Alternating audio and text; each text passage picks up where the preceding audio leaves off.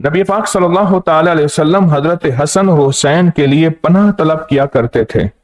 اور فرماتے تھے تمہارے بزرگ دادا ابراہیم بھی ان کلمات کے ذریعے اللہ کی پناہ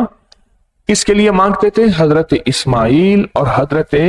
اسحاق علیہ السلام کے لیے مانگا کرتے تھے، اور یہ باقاعدہ دعا پڑھتے تھے۔ تو دعا میرے حضور حضرت حسن اور حضرت حسین کے لیے پڑھتے تھے، اور میرے حضور نے باقاعدہ حوالہ دیا کہ یہ دعا ابراہیم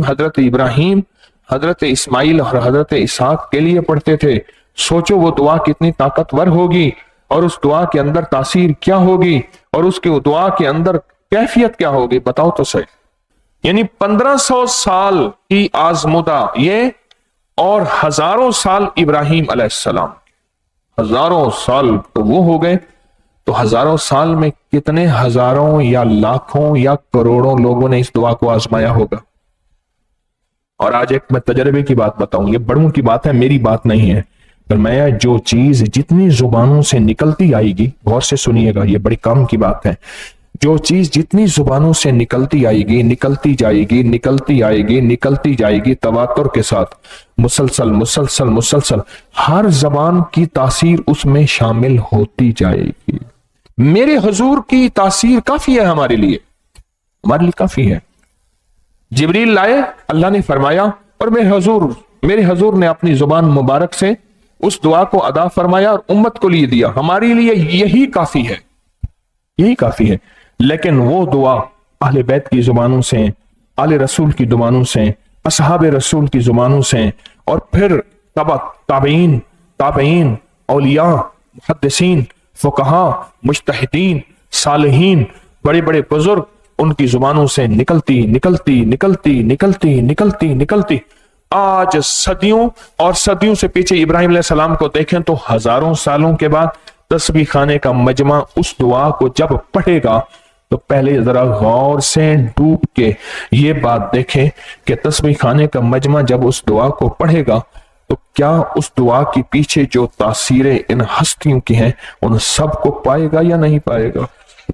یہ جو ساری تاثیرات، جتنی بھی تاثیریں مل رہی، جمع ہو رہی،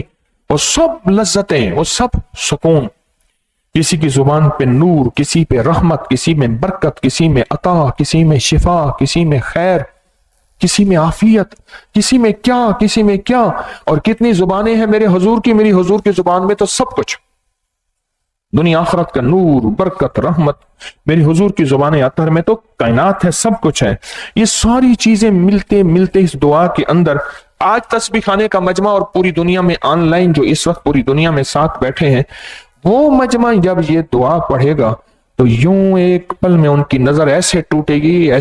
گی، اور پھر صرف نظر ٹوٹے گی نہیں،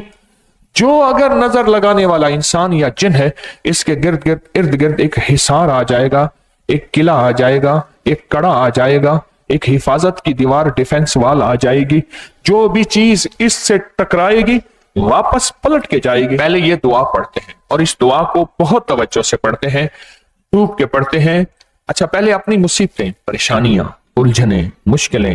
جادو، جنات، حسد، نظر بد کی وجہ سے، وہ جنات کی نظر بد ہے، وہ انسانوں کی نظر بد ہے، وہ شیطان کی نظر بد ہے، وہ کالی چیزوں کی نظر بد ہے، جتنی بھی بلائیں آفتیں نظر بد ہیں، حاسدوں کا حسد ہے، دشمن کا شر ہے، دشمن کا فساد ہے، کوئی بھی کینہ، بغض، نفرت ہے، اولاد پہ ہے، میری ذات پہ ہے، میری شوہر بیوی پہ ہے، یا ان کے بچوں پہ ہے، یا میری کسی زندگی میں ہے، جہاں بھی ہے اس کی پہلے کر لیتے ہیں نیت، اور پھر نیت کے بعد اس دعا کو ہم چند لمحوں کے لیے تکرار کے ساتھ پڑھتے ہیں۔ میرے ساتھ پڑھیں، اعوذ بکلمات اللہ التامہ من کل شیطان الحامہ من کل عین اللہ،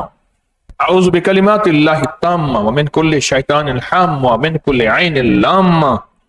طاقتور دعا ہے، 3 بار صبح شام پڑھ لیا کریں، حدیث میں آتا ہے، سرکار کا فرمان ہے، زیادہ پڑھ لیا کریں، اور اگر محسوس کریں تو پڑھ لیا کریں۔ کمال ہے، یاد رکھیے گا، مسنون دعاؤں کی طاقت قیامت تک موجود رہے گی، اس کی تاثیر موجود رہے گی، اس کا کمال موجود رہے گا، اس کی برکتیں موجود رہیں گی قیامت تک، قیامت تک، قیامت تک۔